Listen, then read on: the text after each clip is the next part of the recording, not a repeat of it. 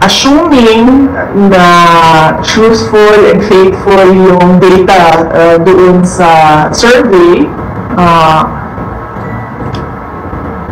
it is not useful dito sa ating bansa dahil hindi naman dito sa bansa natin nangyayari yung kaso. So,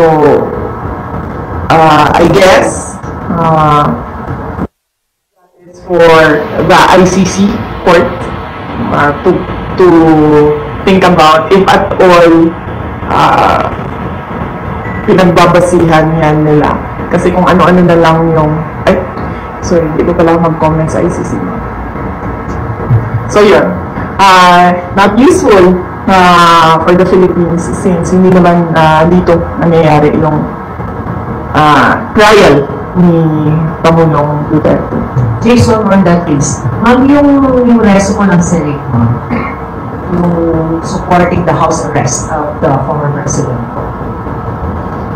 Yes, nagpapasalamat ako sa mga senators natin sa kanilang resolution about the house arrest for former President Duterte dahil yun din ang pakiusap noong defense team ni dating Pangulong Rodrigo Duterte na siya ay mabigyan ng interim release at ang setup nun ay parang isang house arrest at yun din ang sentiment ng karamihan for humanitarian purposes dahil he's an 80-year-old ailing and frail person.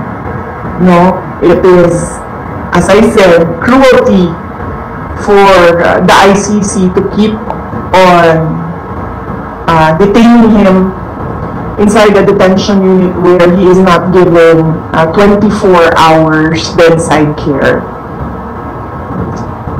So, kung sa mga people. Related lang din sa ICC, but because of the demand of the interim release, pero pwede ba tayo na baka sakali doon na pong magpasko ang dating Pangulo? Ano pong naging plano ng pamilya?